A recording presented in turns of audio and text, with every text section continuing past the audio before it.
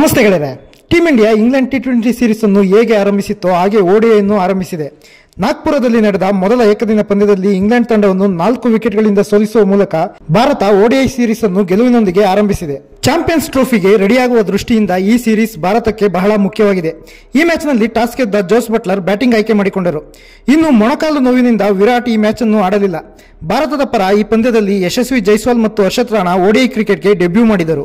England ಓಪನರ್ಗಳಿಬ್ಬರು ಇಂಗ್ಲೆಂಡ್ಗೆ ಭರ್ಜರಿ ಓಪನಿಂಗ್ ಕೊಟ್ಟರು. ಅದರಲ್ಲೂ Salt debut player Harshit Rana ಓವರ್ನಲ್ಲಿ 26 ರನ್ ಚೆಚ್ಚಿ ಅಬ್ಬರಿಸಿದರು. ಸಾಲ್ಟ್ 26 ಬಾಲ್ನಲ್ಲಿ 46 ರನ್ ಗಳಿಸಿ ಶ್ರೇಯಸ್ ಅಯ್ಯರ್ ಬೊಂಬಾಟ್ ಫೀಲ್ಡಿಂಗ್ನಿಂದ ರನ್ಔಟ್ ಆದರು. ಇಲ್ಲಿಂದ ಇಂಗ್ಲೆಂಡ್ ರನ್ ಓಟಕ್ಕೆ ಬ್ರೇಕ್ ಬಿದ್ದಿತು. 10ನೇ ಓವರ್ ಬೌಲ್ ಮಾಡಿದ ಹರ್ಷತ್ ರಾಣಾ, ಬೆನ್ ಡಕೆಟ್ ಮತ್ತು ಆರಿ ಬ್ರೂಕ್ ವಿಕೆಟ್ಗಳನ್ನು ಕಿತ್ತು ಇಂಗ್ಲೆಂಡ್ಗೆ ಕೌಂಟರ್ ಕೊಟ್ಟರು. ಜಾಕೋಬ್ ಬೆಥಲ್ ಮತ್ತು ಬಟ್ಲರ್ 5ನೇ ವಿಕೆಟ್ಗೆ 59 ರನ್ಗಳ ಜೊತೆ ಆಟ ಆಡಿದರು. ಬಟ್ಲರ್ 52 ರನ್ ಬಾರಿಸಿ ಅಕ್ಷರ್ಗೆ ಔಟ್ ಆದರು.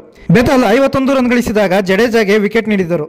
ಜಡೇಜಾ ಮತ್ತು ಹರ್ಷತ್ ರಾಣಾ ತಲಾ 3 ವಿಕೆಟ್ಗಳ ಬೇಟೆಯಾಡಿದರು. ಮೊಹಮ್ಮದ್ ಶಮಿ, ಅಕ್ಷರ್ ಪಟೇಲ್ ಮತ್ತು ಕುಲ್ದೀಪ್ ಯಾದವ್ ತಲಾ 1 ವಿಕೆಟ್ಗಳನ್ನು ಕಿತ್ತರು. 249 ರನ್ಗಳ ಟಾರ್ಗೆಟ್ ಚೇಸು ಮಾಡಲು ಬಂದ ಭಾರತಕ್ಕೆ 19 ರನ್ಗಳಿಗೆ ರೋಹಿತ್ ಶರ್ಮಾ ಮತ್ತು ಜೈಸ್ವಾಲ್ ವಿಕೆಟ್ ಕಿತ್ತು ಇಂಗ್ಲೆಂಡ್ ಬೌಲರ್ಗಳು ಶಾಕ್ ನೀಡಿದರು. ನಂತರ ಜೊತೆ ಸೇರಿದ ಗಿಲ್ ಮತ್ತು ಅಯ್ಯರ್ ಜೋಡಿ 94 ರನ್ಗಳ ಜೊತೆ ಆಟ ಆಡಿತು. ಅಟ್ಯಾಕಿಂಗ್ ಆಟ ಆಡಿದ ಅಯ್ಯರ್ ಕೇವಲ 36 ಬಾಲ್ನಲ್ಲಿ 9 4 ಮತ್ತು 2 6 ಸಹಿತ 59 ರನ್ ಬಾರಿಸಿ ಬೆಥಲ್ಗೆ ಔಟ್ ಆದರು.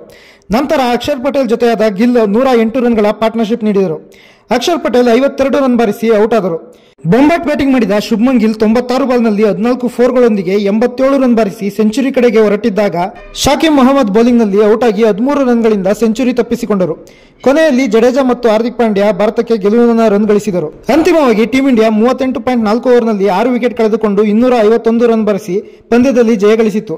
3 ಪಂದ್ಯಗಳ ಓಡಿಐ ಸೀರೀಸ್ನಲ್ಲಿ 1-0 ಲೀಡ್ ಪಡೆದುಕೊಂಡಿತು.